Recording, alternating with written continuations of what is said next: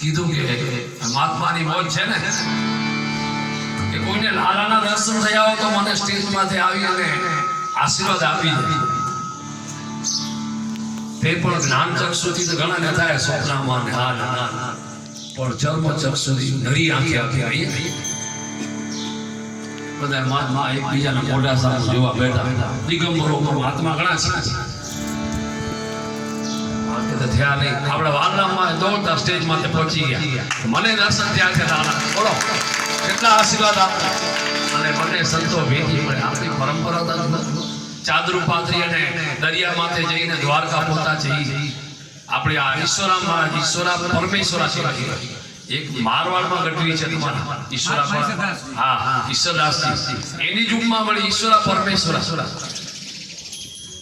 આપણા સુથરી ગામ અબડાસા પરસોત્તમ રાજગોર નામના બ્રાહ્મણના ઘરે સત્સંગ ઈશ્વરામ મહારાજ અમારા ગવાણાના કલ્યાણભાઈ માં નરોડાના એ બધા સમકાલીન સંતો બધા ત્યાં યજ્ઞ થયો.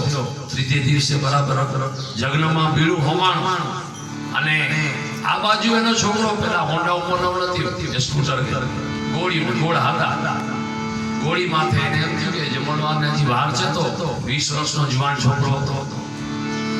ગોળીને પાણી પાવા માટે ગામમાં અવાડો હશે કે જળાશે જ્યાં છે ત્યાં ગયો.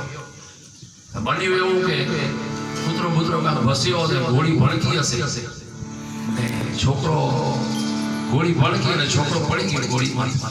અને પાગડો જે આવે પગ રાખવાનો એના પગ ફસાઈ ગયો છોકરો. એટલે જસડાતો ગયો ને ખોપરી ફાટી ગઈ અને છોકરો મરણ પામ્યો. એક બાજુ અહીંયા યજ્ઞ ચાલે છે.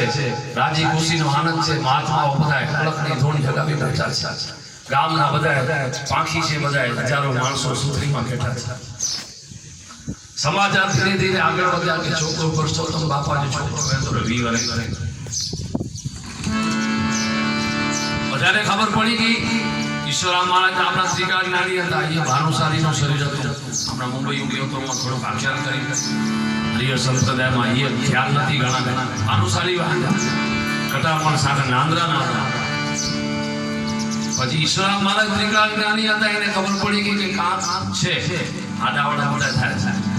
બાપને પૂછ્યું છે બોલો આડાવડા થયું એને આરો પાંચ મી ગયો મારો હજી આવી નાઈ રોમાઈ એકડો કામ કર્યો ભરસો તમે તો છોકરો ફેરસીને પાંખ્યો. એક વાર કીધું બીજી વાર કીધું ત્રીજી વાર બાપનું હૃદય છે ને ભરાઈ બાપા એ તો છોકરો વેંધો રહ્યો કોણ જેતો છે છોકરો પેલા લાશ કરા રાખે. પેલા તો બધું હતું નહીં ને હોસ્પિટલ એટલે કઈ પેલા એવો નિયમ હતો મુખ્ય દરવાજામાંથી પ્રવેશ ન થાય. પાછળ દિવાલ તોડી અને છોકરાના શબને રાખ્યો. હલકડાય છોકરો હાલવા થાય. ત્યાં અંદર બધા કલ્યાણભાઈ માન જે સમકાલીન સંતો હતા એ બધા અંદર ગયા.